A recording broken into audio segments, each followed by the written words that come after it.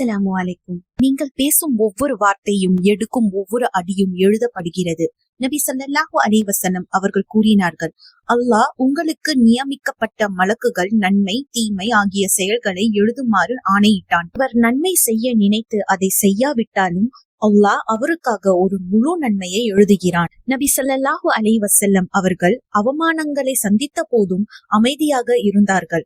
கோபத்திற்கு பதிலாக பொறுமையை தேர்ந்தெடுத்தார்கள். அல்லாஹ் ஒவ்வொரு பதிலையும் பதிவு செய்கிறான் என்பதை அறிந்தார்கள். நபி ஸல்லல்லாஹு அலைஹி வஸல்லம் அவர்கள் பிறரிடம் சிரித்த போதும் அது கூட ஒரு நன்மையாக எழுதப்பட்டது. மற்றொரு தருணத்தில் நபி ஸல்லல்லாஹு அலைஹி வஸல்லம் அவர்கள் தேவையில் இருந்த ஒருவரை கண்டபோது நமக்கிருந்த சிறிதையாவது பகிர்ந்தார்கள். சிறிய உதவி கூட நன்மையாக பதிவு செய்யப்படுகிறது என்பதை நமக்கு கற்றுக் கொடுத்தார்கள்.